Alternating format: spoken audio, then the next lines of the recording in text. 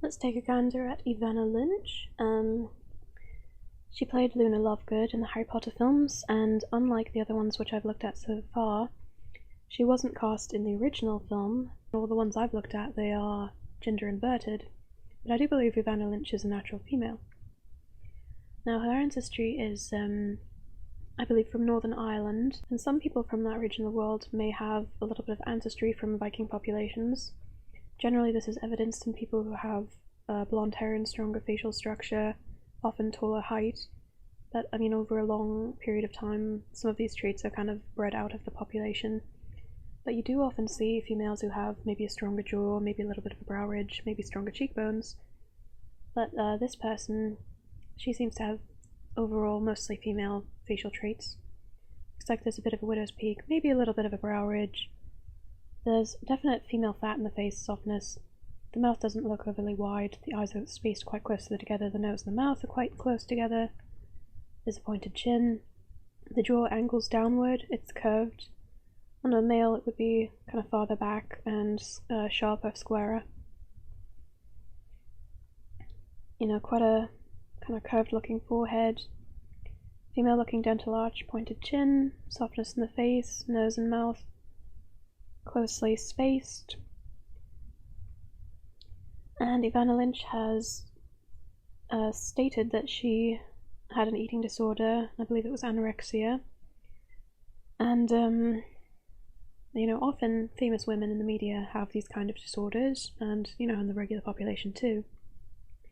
When women have these disorders, obviously they can become very thin and very unhealthy. But when they do, generally they look softer than males do, anyway, because females will still have a higher level of subcutaneous body fat than males who are very thin. You can see there's not really any evidence of jutting bones, you know. She looks thin, but nothing stands out, there's nothing sharp. You know, even in the face there's still some fat. That's a typical kind of thing that women with eating disorders may bemoan, is the fact that their faces won't get all sharp and gaunt like most MTF celebrities they see and aspire to look like. Their fingers are tapered and delicate, small hands, small wrists, obvious curve in the back, the waist is high, the hips curve out obviously past that point, the upper torso is just smaller at bone level. Definite female energy here, it's not a man. There is a little bit of you know, development in the brow bones, but it's very mild and much more in accordance with a Caucasian female than a male.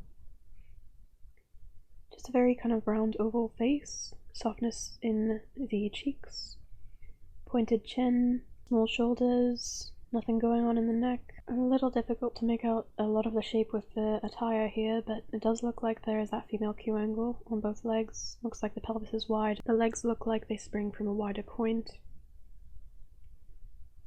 Looks like there is more of a gradual curve to the legs.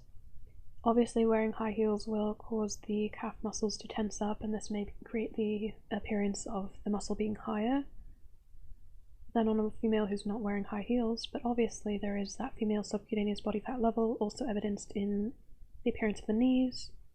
Nothing going on strange in the trachea, can't really see the collarbones. Much more typical of a female. The hips look wide all the way from this high waist point, curving all the way down through the female Q angle down to the knee. Same on the other side. If it's on both sides, it's much more likely to be female.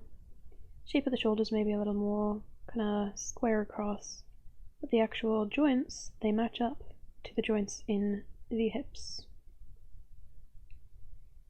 Most notably, she does have a female spinal arch. You can see here, I mean the fabric is bunching up a little at this point, but you can see here body curves in and it curves back out. Much more natural look to this person. It looks like a female posterior. Again, the pointed chin. She may have a stronger jaw than some girls, but this is very obviously a female face, and typically the females who are chosen to act in the media alongside the inverted ones, they'll have more strong facial structures so that they can kind of blend in with the MTFs a little bit more and kind of help to dissolve the perceived barrier between what traits are appropriate or natural in either gender. Same thing with the men who are chosen to act in the media. Often they're kind of pretty boy types. It's the skeletal structure that'll tell us which one they are, if they're male or female. And this person's skeletal structure is saying that they are female.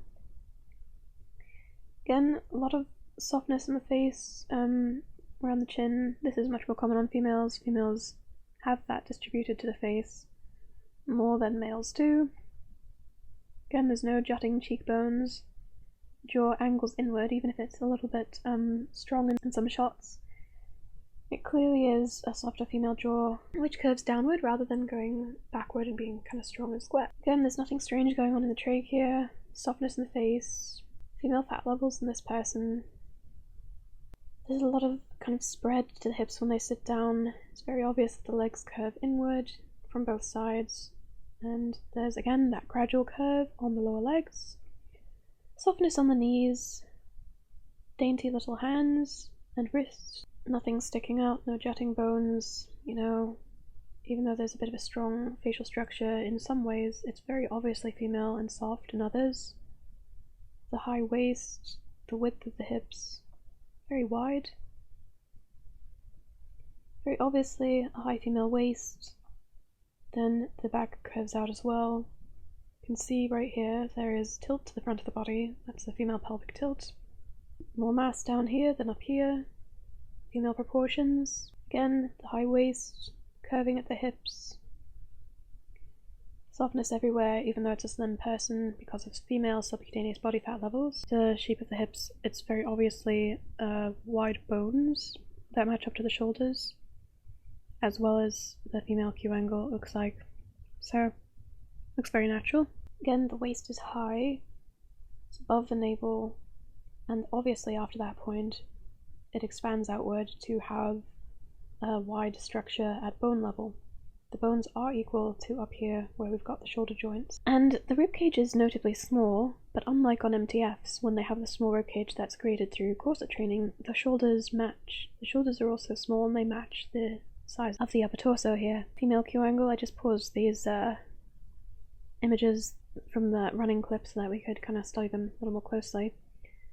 High female, waist indentation, curves that gradually come down all the way to the knee on both sides. When running, the legs angle inward more when running because that's what the female Q angle is dictating for them to do. The high female waist, roundness to the hips that curve all the way down to the knee on both sides.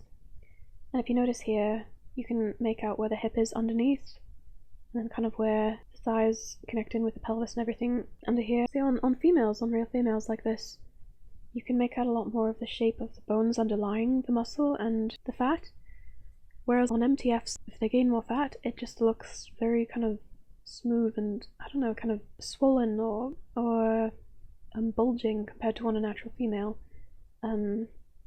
because it follows a much more sunken male bone structure of the narrower male pelvis compared to the wide female pelvis. So, if you can make out the shape of the bones and everything, then it's much more obvious that that person is actually female. Again, high female waist matches the elbows, the hips curve out and all the way back in to the knee on both sides. The arm is hanging down on this side because the entire hips are being pushed to this side, so it doesn't need to angle out to accommodate them. But even so, you can see that there is that curve on both sides of the body, so it's a natural female. Again, there's a female energy in the eyes, softness in the face. This is an oval-shaped face. It's obviously not a male face. There's nothing going on in the neck. Female subcutaneous fat levels. Again, the high waist, the curve to the hips in all shots and angles. Again, all shots and angles. The smaller ribcage, the high waist, the curvy hips. And again, the body comes into a high waist point, curve of the female spine. From that point, the hips come out, and not just on this side. They're not just pushing the hips over to that side. In fact, it looks more like the weight might be on this leg more than the other one. And from the blue here, you can see that the hips also curve out on that side, so there is curving all around here. The mass of the body is all down here, lower at the thighs and the hips, and up here at the torso, the rib cage, it's smaller. That's what you find on natural females. See again the high waist point, and then how the hips curve out in round shape all the way down to the knee, the acute female Q angle. the gradual curves of the calves, the softness of the knees. Just compare to the kind of tubular, rectangular shape of this person with the straight legs, the straight back, and the big upper back here. It's very obvious that one is a biological female and one is an MTF.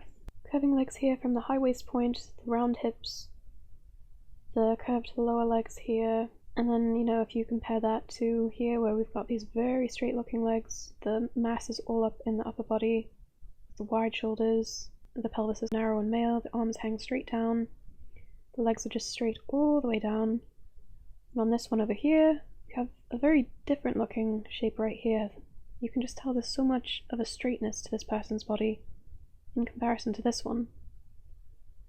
This is the curvy female, and these ones are male. I haven't looked at any of these ones here, but judging on how all four of these original ones here seem to be inverted, the other ones maybe as well. If anyone's interested, they can check that out for themselves. Now, females tend to exhibit a more nurturing energy when with children. It's just the innate kind of mothering drive that females have, and I see this in FTMs and in natural females, and I see it here. It's interesting, she actually looks a little bit like Tom Felton to me in some ways. Which again, looks like a female dental arch, female spacing between the nose and the mouth, female spacing between the eyes, features all even, small, close together, jaw angles downward, it's not sharp, it's not cut, the face is soft, the chin is pointed, and notably, there is again that high spinal arch from this point, curves outward, very natural looking female curves in the hips. Roundness to the brow, again, traits of the brow vary between different populations, but essentially this person just looks soft, natural, and female. So my analysis would be that Evanna Lynch is a biological female, and that's that.